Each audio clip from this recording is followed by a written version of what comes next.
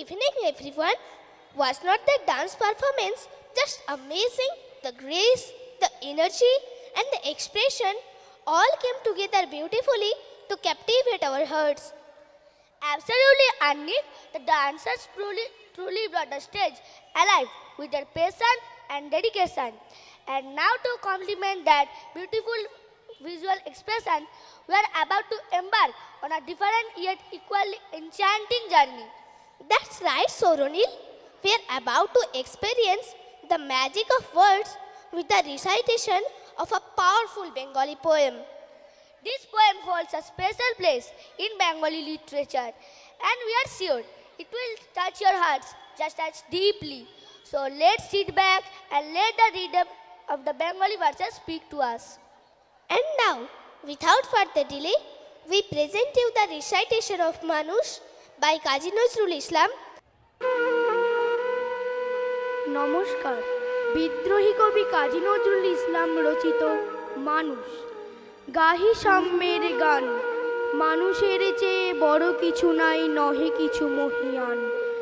নাই দেশকাল পাত্রের ভেদ অভেদ ধর্ম জাতি, সব দেশে সব কালে ঘরে ঘরে তিনি মানুষের জ্ঞাতি। পূজারি দুয়ার খোলো, খুদার ঠাকুর দাঁড়ায় দুয়ারে, পূজার সময় হলো। স্বপনে দেখিয়া আকুল পূজারি খুলিল ভজনালয়।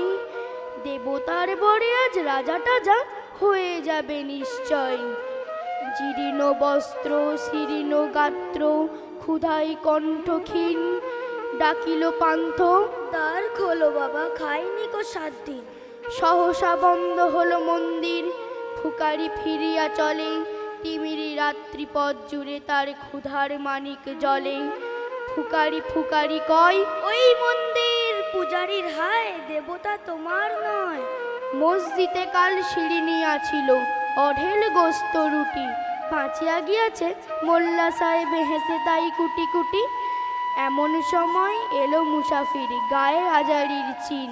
বলে, বাবা আমি ভুকা ফাঁকা আছি, আজ নিয়ে 7 দিন। তেরিয়া হইয়া হাঁকিল মোল্লা। ভেলা হলো দেখি লেঠা, ভুকা আছো, মর গো ভাগাড়ে গিয়ে নামাজ পড়িস বেটা। ভুকারি কহিল, না বাবা। মোল্লা হাঁকিল, তাহলে সজাগ পৌঁছে দেখ। গোস্ত রুটি নিয়া মসজিদে দিল তালা। ফুকারি ফিরিয়া চলে, চলিতে চলিতে বলে, 80টা বছর কেটে গেল, আমি ডাকিনি তোমায় কভু। আমার ক্ষুধার অন্নতা বলে বন্ধ করনি প্রভু। তবু মসজিদ মন্দিরে প্রভু নাই মানুষের দাবি। মোল্লা পুরুত লাগাইছে তার সকল দুয়ারে চাবি। নমস্কার। নমস্কার।